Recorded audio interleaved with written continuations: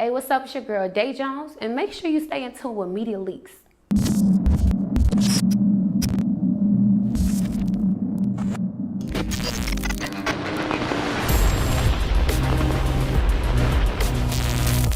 Ladies and gentlemen, welcome back to another mic'd up episode of Media Leaks, and I'm in the studio with the one and only DaeJones. Let's get it, let's go. The fan in the crowds go.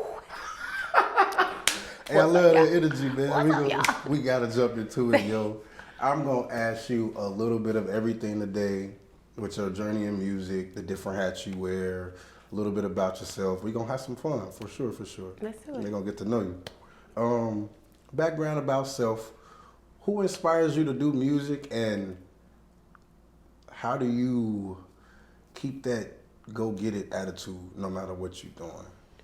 I've always been inspired musically as a kid. Mm-hmm. I was always going through shit. Like, I was raised by my next door neighbors. My mom wasn't in my life. So I used to write poems. Crazy. And the poems used to help me get through these things, and singing those poems started to help me even more. It was like therapy, singing out the pain. And because sometimes we keep it bottled up. Yeah. And I felt like if I would sing it out, I can get it out, and I would get it out, and I would really feel better about myself. So I started using music as that outlet. So that's always been my inspiration. And big voices like Mariah and Whitney Houston, because they used to sing. And so I'm walking around the house singing loud, getting it out. And it was therapy. It was just therapeutic. You said singing. Mm-hmm. I have heard a singing record by you, and we gonna get to that later on because I love it. I do. What transitioned you to want to rap and put words together and use metaphors and go crazy the way you do? Because you go crazy. Thank you.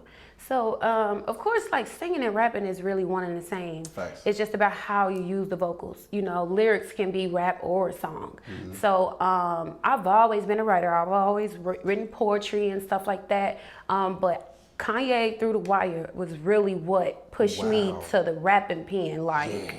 I heard that and I'm like, Through the Wire? What? That perfect blend of Through the Wire. Then I drink a boost for breakfast, just that balance. And it was like, damn, I'm finna sing and rap. Fuck you mean? So I started singing and rapping, but I kind of held back because I was dealing with a lot of people that wasn't normal. So everybody was just like, you can't sing and rap. You can't sing and rap. And I was just like, I can sing, rap, and tap dance. What's wrong with that? Why can't I sing and rap? I'm like, what's wrong? Yes, and it took me so long. I kept having to try to prove myself until a point where it was just it's me by myself, cheering for myself. So I'm like, fuck it, I'm just gonna pick one, and I'm gonna see, what's the easier route. Because nobody would take it. Everybody would be like, you can't do that. You can't do that. You can do whatever you put your mind to. Now. And it's crazy you say, I had to constantly prove myself. I feel like I had to show. I feel like that's kind of a Chicago culture, because it's like people don't support you until they see a trillion other people from that probably don't know you from a hole in the ground support. Oh, I'm gonna come over. How do you put that to rest and let your fans know I'm here to stay and this is me and I ain't going nowhere, sometimes I think we all need affirmations. We all need something to feel like this is where I'm supposed to be. And it was for me taking my talents to LA, joining a competition, competing against 700 different people from different states in front of people who didn't know me from a can of paint. Wait, stop. I gotta ask. The difference between reception in Chicago and reception in LA. The reception was totally different because they looked at you as the talent. They don't know you. So all they're looking for is talent. They don't know who you're connected to, none of that. They're not logging into people's social media right there. They're looking at what's in front of them, what you bring to the table. And Chicago will see what you bring to the table and still tiptoe around your ass. So it's just that's crazy. You see me, you know what I'm saying? And then Chicago, they'll see you on Instagram, not say nothing to you and shit, then see you in the streets, I see you. I need you to see me everywhere. I need you to see me online, see me in the streets, see me on YouTube. That's real. See me. And when I went to LA and I was in front of those judges, they saw me. They saw me. And out of 700 people, I took that win home because I was the best. Come on, Dave. Come on, like, in Chicago, you could be the best and your ass gonna be left. Chicago, you would be at home, the best fucking rapper, sitting at a TV, nothing happening in your life. You know, that's horrible. We got some great talent here, and it's just not received in the right way because you're not connected to X, Y, and Z. That's crazy. First time seeing you was No Days Off. And I believe that was shot with Drewski Films. That's my boy. Yep. How did y'all come together? How did you illustrate this?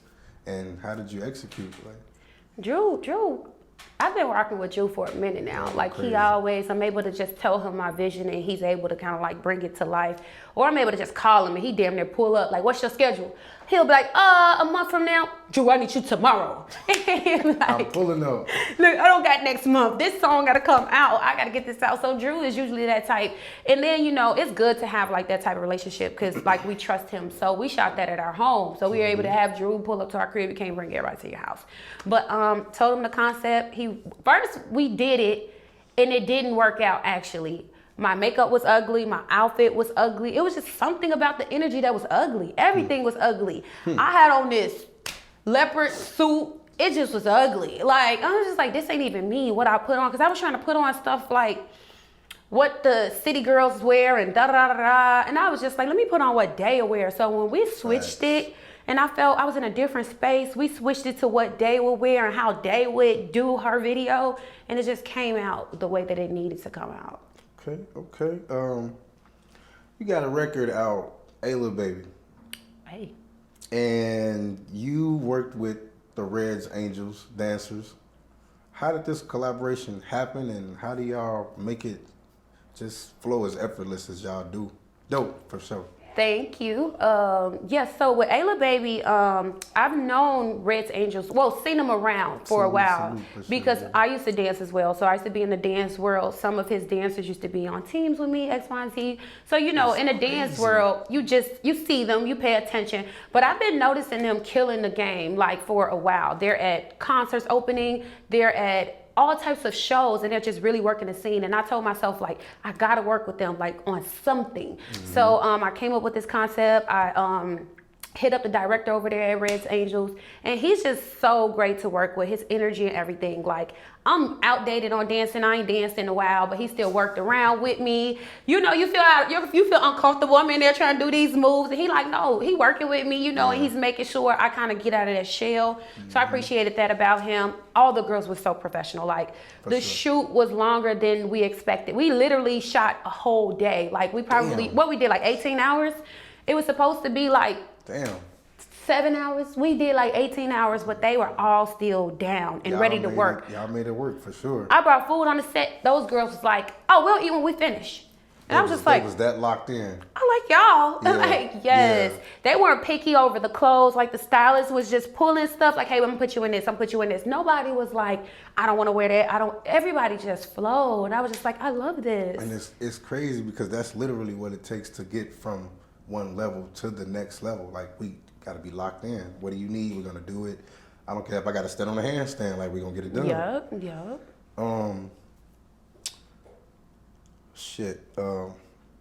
Sorry, just threw off my train of thought. You said you were inspired by Ye. When you see him speak his mind the way he currently does in current situations, how do you look at that? And is it a respect there or like, how do you look at that and relate it to being an artist yourself and being open-minded and outspoken? I think right now, whatever Kanye is dealing with is a little bit hard to understand for us all because we don't know if it's like a manic episode or if he's just speaking his mind.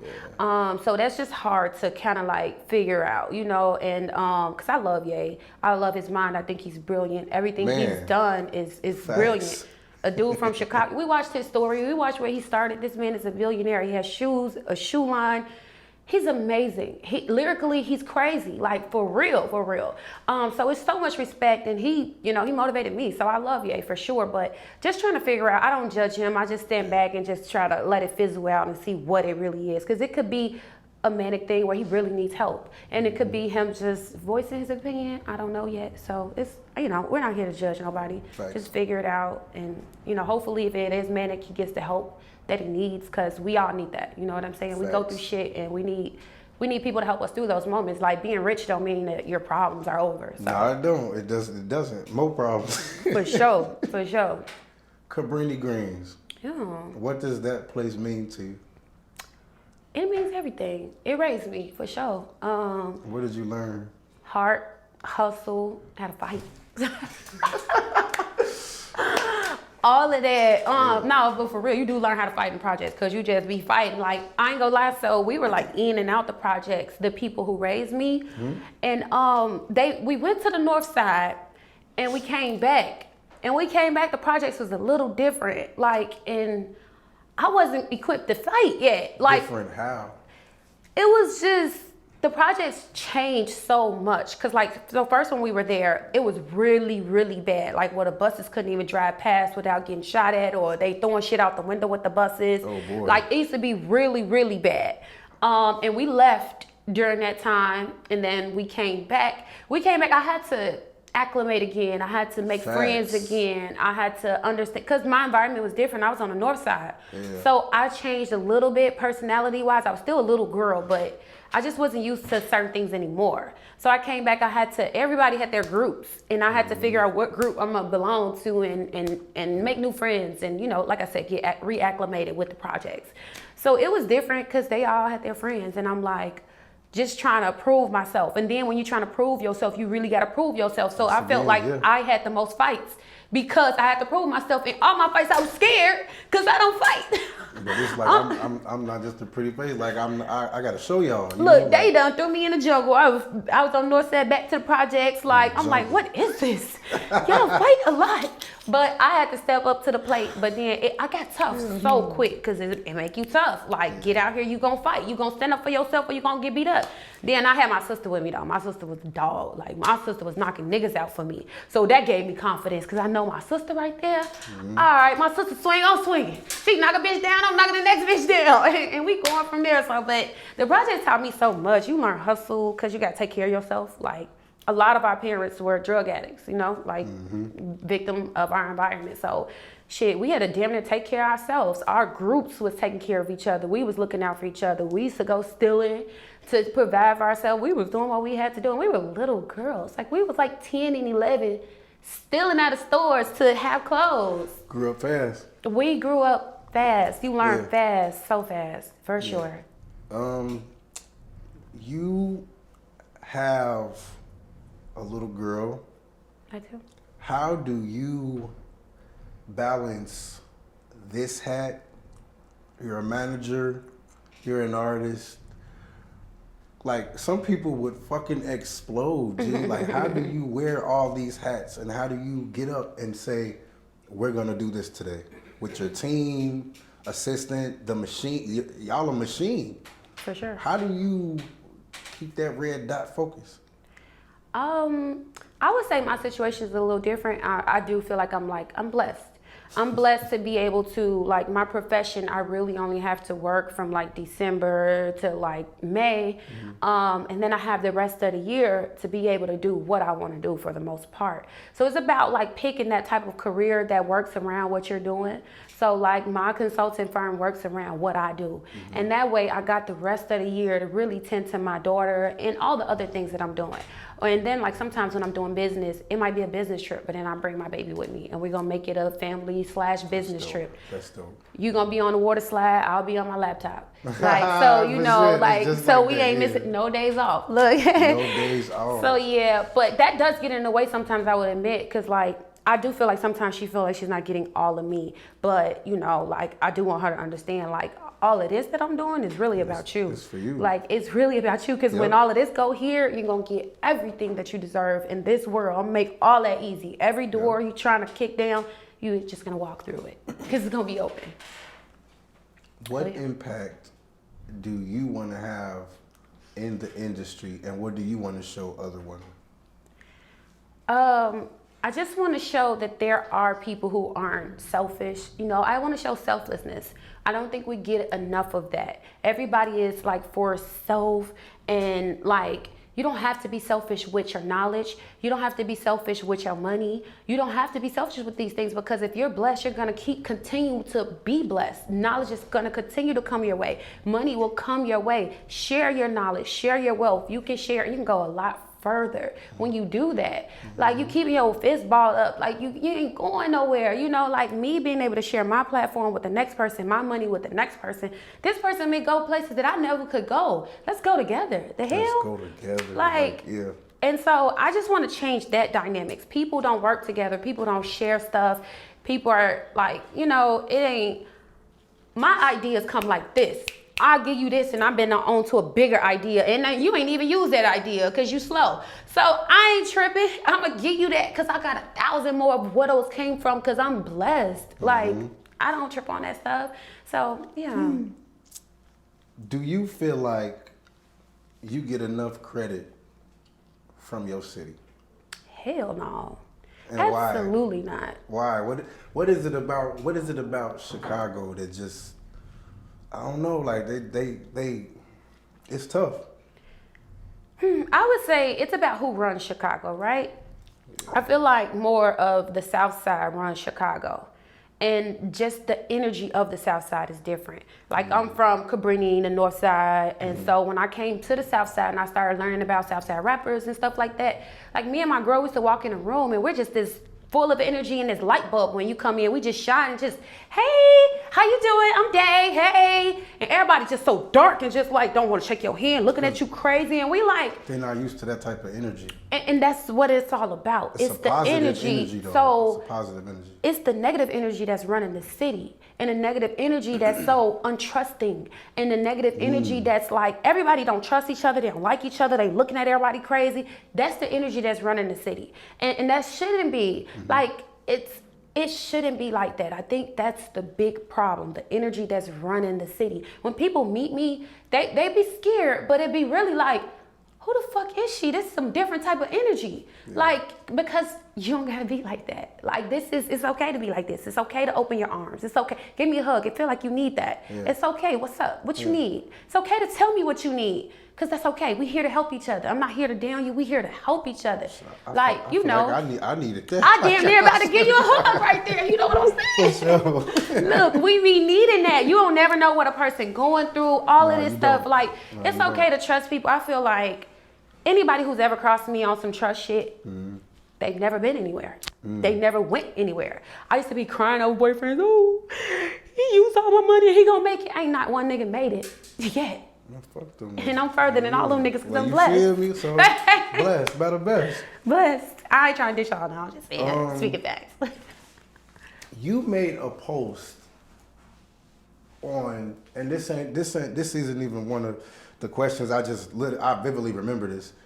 You made a post and you stated that, oh, Chicago artists feel like they can't post, or they have to post very, very, very, very sparingly, once a month or so, maybe once every 2 months. Like, but you said your audience, your fan base, your traction needs to see you. If they see you once a month, they gonna forget about you.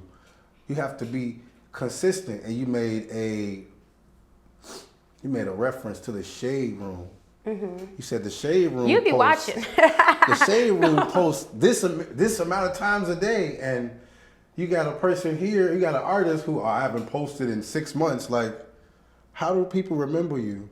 And what fueled that? Like, I'm curious, because you was dead on. You was. No, honestly, so I deal with a lot of artists, not just the artists that I manage. You know, my boyfriend is a music artist, and a lot of people come to me for advice, right? And they'll say, I want you to manage me or something, and I'll go to their page, and I can't find music. And I tell them, like, nobody's about to go search you up. I want to come to your page, and I want to see what you're telling me you want me to manage. Let me see it. I'm not going to Google you. I got shit to do. I'm trying to make money. You know what I'm saying? So if and I'm just a a small fry. Just think about the bigger labels who are really busy and with the real bag. They're That's not true. going to do that research. They're going to come right here. Let me see what I can see. They want to see it. Yeah, and then it's like if I can't see what I need to see, or because they're like, my music ain't on there, you got to go. I'm not doing all that. Next. It's too many artists. It's too many people out here to take. You're not going to waste my time. So I just want people to just understand that. Make it easy so I can see what I'm looking for when I come here. You know, so like if you go to my page, up top, you see, you know, I was previously signed to a label. One, boom, there's value. Then, music in Amazon Prime and Paramount, another value. Thanks. Quickly, I see she did something. She's somebody. Okay, now let me go check out the music that she might have there. Pinned right at the top. Oh, damn, this bitch hard. Okay. Go crazy. Oh, and she into business. She can speak with everything you need to get from me is right there. So just making it easier so that we go find what we need to find, and we don't look over you. You might be dope as shit, but we ain't got time to do all of that, and we might look over you. So that's where it was at with that. Who are some of the artists that you manage? If you don't mind. If you don't mind. No. So right now I'm like, my main artist, and for real, like my only real situation is PrettyLiyah. My daughter, I manage whatever she wants to do. Okay. Like she cut it on and off. Mommy, I want to sing. Mommy, I don't. Okay. Whenever you want to do that, let me know. You go off of her. Yeah, I go off her energy. I don't want to pressure her at all. And then, you know, my boyfriend does music. I manage whatever. Go crazy, man. Like you keep everybody and everything in line. I feel like when we communicated about this, your communication was very professional, very direct. I love it. I feel like if you got to curse some people out, you'll do that. Like, which is a good thing. Like, you know, you got to keep the ship tight. I just want to ask, how important is that type of machine? Because that's a machine. How important and integral is this? The machine, like to keep this whole thing. Yeah. A machine is very important, you know, like I'm learning even more and more how important the machine is with working with Leah, because the workload is we're working way more than we were when we first started, and it's coming quick. Yeah, growing. And we're growing, and things are happening so fast, and I'm like, certain things I've been forgot or something, I'm like, oh, we got to pull somebody else in. We got to pull and it's getting bigger and bigger. So I'm just steady adding to the team, because it's just understanding what you need. And like, honestly, before I got her, I asked myself, because people kept sending me her. You need to manage her. You need to work with her. But I saw her, and I saw her potential, and I saw how great she was. And I told myself, don't go grab this girl if you can't give her what she deserved. And I wasn't just trying to jump on and be thirsty. I wanted to make sure I can get this girl what she deserves. So every day I'm learning more and more. Okay, we need some more tools. You know, I'm loading the bag with the tools. We coming out shooting. Go crazy. Exactly. What is one of the biggest things you want to show her as your artist? To not give up, you know, because she has her moments where she feels like, you know, she wants to give up. And that sometimes other people's problems are hers. So I just try to, you know, help her understand that those aren't your problems. That's not your weight. Because you got to be strong enough to hold your own weight. So you can't be holding somebody else's weight, because it's going to slow you down on what you're trying to do. But to not give up, you know, I've been doing this for a very long time, and it can get discouraging as fuck. You know, it can get discouraging. You spend a lot of money. You be like, why the fuck I ain't up here and I done spent all this money? But just to never give up on yourself. I don't care who you around, who give up on you, who walk out that door. You keep going and you believe in you, because God always gonna have something for you. The plan is your plan. When God creates you, it's your story. It ain't her story or hers, your manager's, ain't none of that shit. He made your story for you, and you better go get everything he got for you, regardless. And that's all I do in my life. I keep going. Like, I know God got something.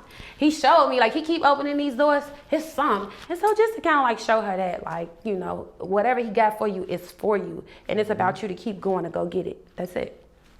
You have a record out. I love this fucking record. Okay. It's called I Made It. And you know, a record resonates with you when you gotta, hold on, I gotta listen to this again. Or a second and a third and a fourth time. Like, what went into this record? Why is it so melodically stimulating, and how do you keep that pumping out? Like, that's a dope record. Thank you. That's actually one of my least favorite songs.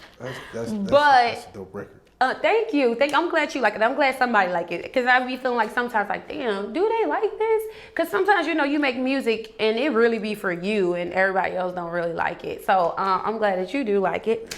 But that was just a moment, like I felt like, dang, I made it. Like I've been trying to get here for so long. Like you set your goals, getting a deal, a major deal was a goal of mine. And I couldn't even believe it. Like, dang, you did this shit. Like you made it. Even if you didn't I didn't reach this crazy level of success with it and everything, but that's one step. We have to understand that there's levels and steps, right? So that was a new level of life. I still got to learn at that level. Now I got to learn at an assigned artist level, but I reached it and I did it. And there's so many people that got that on their list and would never get there. And I'm like, dang, you did that shit. So that song was just about that moment. Like I made it. Let me put my hood up. We shot it in the greens. Everybody came out.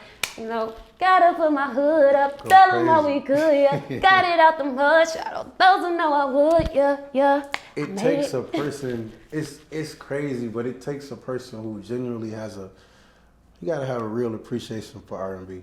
Yeah, you feel me? So I think that's what it derives from with me. You had an experience at BET. Now, we not talking about the TV experience where you looking at the TV and you got Trey Songz up there or Chris Brown or Fantasia. Like you was actually in the room with these people that you idolize, that you've seen on TV, that you've seen put in the work, that you've seen get the rewards. How refreshing is that? That was the craziest moment, I would say. That's when I start to feel like it was real. Yeah. Like everything else, like, yeah, this cool. All right, sign these papers. What's up? They ain't give me no check. Okay, all right. So, but like the red carpet at the Hip Hop Awards, and I didn't even know what that was gonna be like. I walked in, and then I just see people holding up signs that say DaeJones, and they're like, "Look at this camera, Day. Look at this camera, Day. Day, Day." And I was just like, okay, this. And then he go Hitmaker behind me like, "What's up?" From the home, he grabbed my phone. Oh, put the shit off. Hitmaker. Then I turn around, somebody like, "Day," and that's arrogant Tay. I'm like, bitch, I didn't know you knew me still. I'm on this carpet like, hey, people know my name. To get that type of support, like just walking in, like that's what I'm saying. Like it got to be overwhelming. Like it was like that was a moment. Like if I could relive any moment, it would be that one. Like that was like dope as shit. Like all these interviews, and then the interviewer, she like, wait, were you the girl in the cipher who had the? That was her. I wanted to meet her. I was like. So you got a crazy fan coming up to you, just going crazy. Like, how do you calm them down? Like, just give me a hug. Like, just come on. Like, just let's take a picture. See, that was an interviewer, so that was a little different. I haven't really had like that big experience with like fans. I have a few people who they'll see me and they're like, "Oh, I follow you," but I haven't really had like that fandemonium moment yet. So, yeah. Where can the fans find you and your music? Everywhere is DaeJones, all across all platforms. Yeah, that's all. DaeJones. Gatekeepers. How do you feel they hold their place in the city? How do you feel like they hinder the city? Go. I don't think there's no place for gatekeepers. So I don't think about a place that they hold. Mm-hmm. I think that it's all hindering. Mm-hmm. It's all hindering. I get in life, there's levels, right? There's some bosses and there has to be workers. There just has to be some levels for sure. So you can't just open the gate wide open and say, come on down, but they don't give you any leeway until you've done so much for yourself, so you don't even need them, and then they want to open the doors. It's kind of like weird like that, like a lot of people, I would say, like I ask to do X, Y, and Z, they come to me and they want a feature with Leah. You want what? How much you say? Okay. So, but it's like, it's so hindering because we don't have to be like that. But I was very graceful in a situation like that. Because I asked you to do something and you ignored me, but you asked to do a feature and I said, okay, send us a song. We'll look at it. We'll listen to it. I could have been like, ignored you and left you on red. But I was like, send us the record, I'll give it to her to listen to it. Because it's like, I don't have to be like that, So I think it's more hindering than anything. Like knowledge is to be spreaded, and that's what's stopping the Black community as a whole, not just in the music industry. Spread the knowledge. Why do we need to be like they did this to us for 400 years? Why are we steady doing it to each other? Like, why? We don't have to be like that. Spread the knowledge. I know somebody gonna give you credit for something you did and say that they taught me this and da-da-da, and I learned that, you know. And even if you don't, like, when I leave this earth, I feel like I'll leave in peace that I gave it something. I taught some people some stuff. I shared some shit. I put some platforms out there for people to grow. Like, the little money I made, I shared it. And we all were able to plant some seeds with it. Like, so it's only hindering. Our people are not learning. Our people are not growing. Our people don't have opportunities. Our artists should know so much more. Our artists shouldn't have to be like when I signed. I couldn't call anybody to help me. I didn't know what to do. I'm at a new level. I never signed a deal with a major. What songs to do, to not do. Like my first record, they kept pulling it back. I had a sample on there. They kept throwing that bitch back. Wow. Then stuff like interpolation. They're telling me I can't use this line. That's my first time hearing interpolation in my life. I was like, what? Okay, Sade, you can't say this because it sounds like this. You'll get sued. Boy. Why the fuck I can't have somebody from Chicago, when I signed, say, Dae, congratulations. We like what you're doing. If you need help, let us know. Don't do this. When you get your check, do That's this. what you need. When you do this, do this. Yes, you need that. I didn't get a call. Everything I learned, it was by mistakes. So I didn't have a good experience because I'm making mistakes. You know, like I didn't have a huge budget, but I'm making mistakes with what I did have because I didn't get that help. Help the next artist, like help them. They need that. Our artists want to learn. They want to grow. We have to give them the knowledge. We have to do that. Stop holding that fucking gate and share the knowledge. You know, like it's there, man. Whew. Speaking life for sure. For real. Final question. Yeah. Budget versus a set price. Which do I prefer? What's the difference between the two, and what would you advise artists? I honestly hate the word budget at a lower level, because at a lower level, you don't really have a budget. You're making shit happen. These artists ain't got no money like that. Y'all know that. We're barely living. Stop playing. Y'all know what's up. They don't have a budget. They are making shit happen. So tell me what you need to make happen. Okay, let me save up my bread and come back and see if I can do that. You know, like people like, what's your budget? You know these artists ain't got no damn budget. Even me, like it's not so much a budget. I make shit happen for everybody around me. It don't really be a budget. Okay, you say we're gonna do this? Okay, we finna make this happen. You say this? Okay, we're not gonna do that. We're gonna take this and do this instead. We don't, like, I hate the word budget. I really do. I feel like that's a bigger corporate level when $100,000 checks are being cut, not even $100,000, $500,000 checks are being cut. Then we're worried about budget, where this money is going and X, Y, and Z. You down here, we don't got no fucking budget. We making stuff happen. So I hate that word at this level. And so you said budget or set price. Now, when it comes to certain things, I do like people to have set prices. When it comes to, like, say you have a craft, you do videos. Don't, oh, she's popping, or I think she got some money, so I want to charge her $2,000, but I'm out here doing free videos. You know, like, stop playing. You out here doing videos for free. Don't try to hit me over the head when I'm probably the best thing that could happen to you. You can get knowledge from me. We can grow together and all types of shit. But you're trying to hit me over the head. Now, but it's like, don't be changing your prices. But if you have a price rate, I do like to go to your website and be like, oh, you got videos for 500, videos for 1,000. Let me click this, submit an inquiry, and boom. I don't even have to go in the DMs. I could just do the work like that. But don't be playing with me. You know, like, it's like my business. You come to get your taxes done. I'm not finna be like, oh yeah, I just got her 20, so this is that. And she got 1,000, but we did the same type of work.